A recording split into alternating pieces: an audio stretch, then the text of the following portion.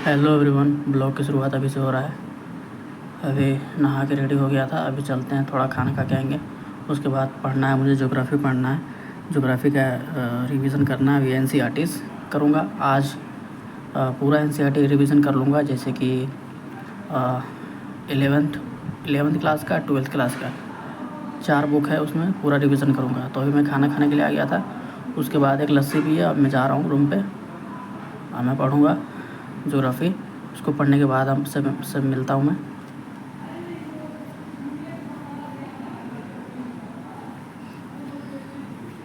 Geography के लिए NCERT बहुत इंपॉर्टेंट है गाइस। खासकर ज्योग्राफी की बात कर रहा हूँ। बिना एनसीईआरटी के आप ज्योग्राफी में अच्छा आप नहीं कर पाएंगे। एनसीईआरटी है ना, बहुत इंपॉर्टेंट है, जैसे कि 11th क्लास का और 12th क्लास का। 11th में 2 बुक आता है, जो कि इंडिया एनवायरनमेंट से है, जो कि इंडिया के बारे में दिया हुआ पूरा अच्छे से।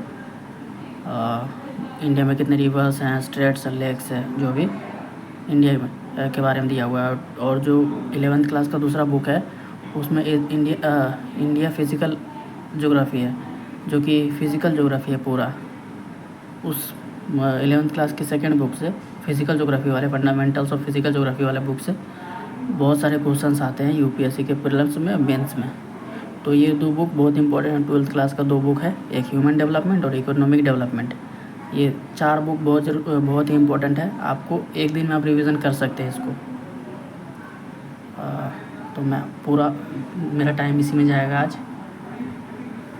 आज रिवीजन कर लूँगा। कल महाजीत हुसैन सर का ज्योग्राफी रिवीजन करूँगा। उसमें फ़िज़िकल ज्योग्राफी वाला पोर्शन करूँगा, वर्ल्ड ज्योग्राफी वाला पोर्शन करूँगा और इंडिया ज्योग्राफी वाला पोर्शन करूँगा। तो उसमें थोड़ा टाइम लगेगा, क्योंकि वो मोटा बुक है और पूरा नहीं किया है मैंने। जैसे कि शुरुआत में मैंने पूरा पढ़ा था महाजीत हुसैन सर का बुक ज्योग्राफी, पूरा मैंने पढ़ा था शुरुआत में। सेकेंड बार में जो इम्पोर्टेंट है वही पढ़ा। तीसरी बार में भी जो इम्पोर्टेंट है एग्ज़ाम के पॉइंट ऑफ व्यू से, सिलेबस के अकॉर्डिंग वही पढ़ूँगा, क्योंकि ज़्यादा पढ़ने से कोई फ़ायदा है नहीं। अंधाधुंध पढ़ने से कोई फ़ायदा नहीं है। जो सिलेबस में वही पढ़िएगा, क्योंकि इसमें ये एग्ज़ाम ही ऐसा है जैसे कि कोई 100% इसमें नहीं ला सकता है। 50% भी कोई नहीं ला पाता है। 48-49% में ही लोग टॉप कर जाते हैं। तो एग्ज़ाम ये अनप्रिडिक्टेबल है, प्रीलिम्स, मेंस, इंटरव्यू, कि इसमें भी आप उम्मीद नहीं कर सकते हैं कि मेरा इतना मार्क्स आ ही जाएगा। सब तो अपने हिसाब से ही चलते हैं। जिनका होना होता हो जाता है, जो सिंसियर हैं उनका हो ही जाता है। जो सिंसियर नहीं, वो सिंसियर बन जाए तो हो ही जाता है। और जिनके नसीब में नहीं है वो तो फिर क्या ही। इसमें नसीब और लक का बहुत बड़ा रोल है गाइस। जिनका भी हुआ है उनका लक है, नसीब है, तो ही हुआ है, अन्यथा नहीं होगा। इसमें इतना तो कन्फर्म है।